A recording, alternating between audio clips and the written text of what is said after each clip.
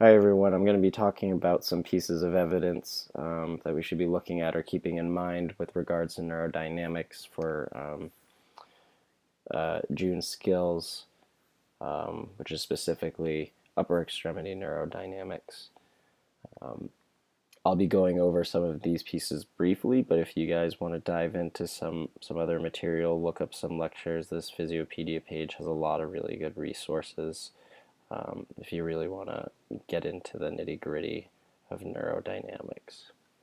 We are going to start with this piece, which is relatively recent, came out in 2017, JOSPT, and it's a systematic review that looks at the effectiveness of neural mobilization in the presence of neuromusculoskeletal conditions. So this includes spinal conditions, this includes distal upper extremity conditions, lower extremity conditions, and they kind of surveyed all of this.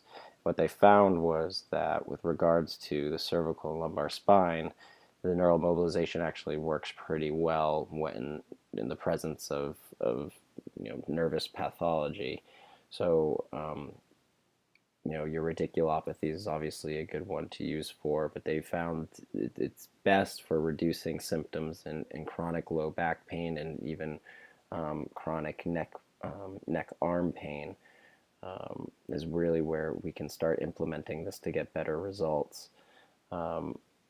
What they found was pretty inconclusive or uncertain were conditions such as lateral epicondylalgia, acubital tunnel syndrome, which is Quervain's, where there's evidence that shows that it can work and there's evidence that shows that it doesn't work. So that kind of leaves the use of this tool up in the air with those conditions, and you obviously have to treat the patient in front of you, and if they're responsive to some of these things, if you have a differential diagnosis list of some of these things, we want to be using it in order to screen it out.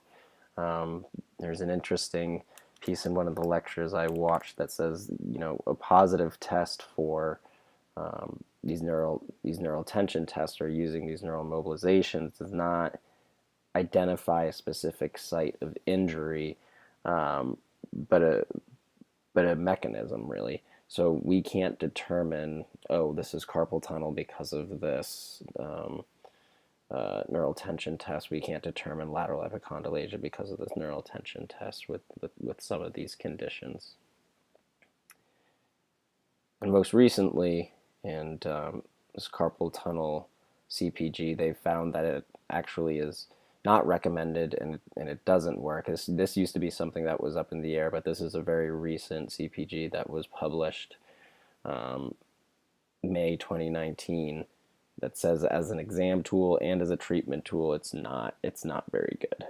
But obviously, again, you have to treat the patient in front of you, and depending on how they present and respond to some of these things, it might be something you use.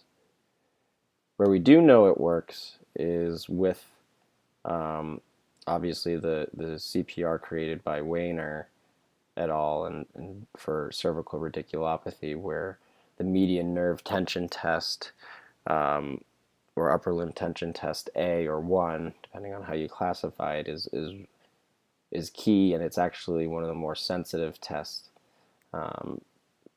important for ruling out the presence of radiculopathy. And during assessment, we can use this as a tool to generate a treatment depending on how the patient responds to sliders or gliders or tensioners.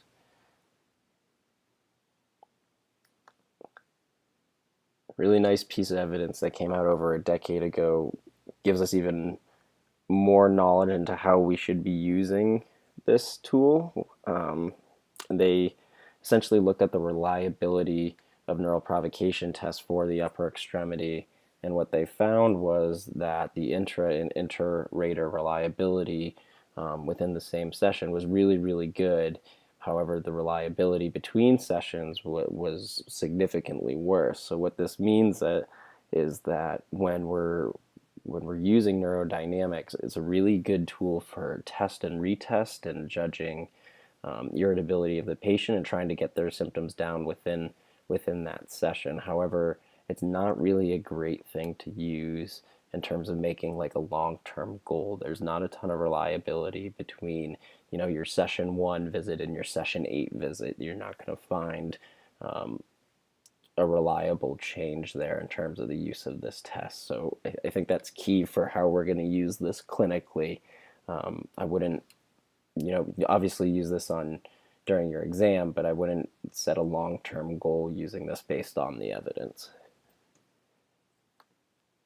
Again, if people want to dive in even further, the guy who started all this, David Butler, has written a pretty interesting book, The Sensitive Nervous System, and there's some pretty nice details in there, and he really dives into some of these things and how we should be thinking and using them clinically. So I think it's a good read if people want to seek that out. And then I wanted to bring this up because most of the lectures I watched, the presenter shows something like this where they're demonstrating how complex the nervous system is beyond just the three nerves that we're typically assessing. So, if you're in the clinic and you're doing some of these tests or you're using this tool as a treatment, and it's not going the way that you anticipated or you're thinking, the system is very complex and it might not be an exact science, so you might have to play with it a little bit. The evidence kind of reflects that in terms of how useful it can be.